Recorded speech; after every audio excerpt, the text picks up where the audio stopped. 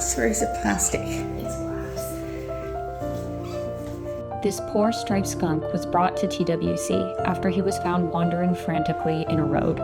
The kind individual who spotted him, Luba, saw that there was a glass jar tightly stuck on the animal's head. After safely guiding the skunk into a kennel, Luba called Toronto Wildlife Center. Using oil, she tried to ease the jar off the panicked creature's head, but it wouldn't budge. TWC volunteer Anne was called in to help.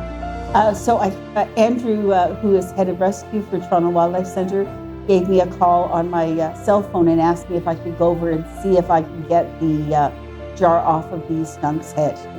The poor thing was just swollen around the neck, and also he was sore. He was having a hard time breathing. We knew that was one of the problems. It was like a pasta jar, like one of those little 8-ounce ones. And so his head was right in there. So depending on how long it had been, the oxygen would have all been gone because it was so tightly around the neck. It really was much too tight, and it really needed somebody who had more skills.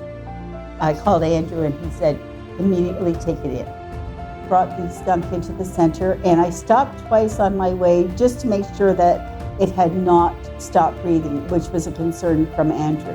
Once at TWC, Wildlife Rehabilitation Manager Ashley got to work gradually easing the skunk's skin and fur out. She had to literally pull piece by piece out. And then at the end, there was this huge pop.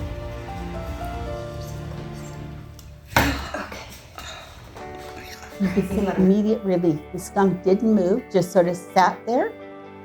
They wanted to put him back in the crate, and he didn't want to move. He just was like, thank goodness that's off. So, I mean, total relief on his part, total relief on everybody who was in the room as well. Actually, she said to me, she goes, I'm going to immediately get him some water. We'll give him some naloxone, and we're going to make him comfortable. We'll even give him a little bit of food with water so that he can get something inside.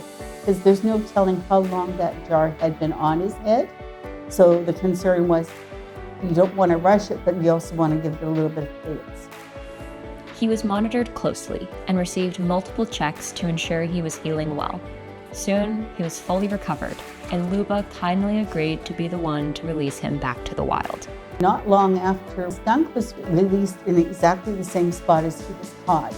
She waited till dark, she opened the door, and the skunk left.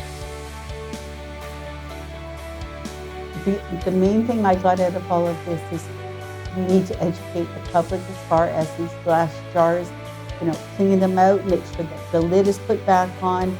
There is a teaching moment that should come from this, but it was beautiful because he was home and he wasn't upset, he didn't spray, he just wandered off down the road.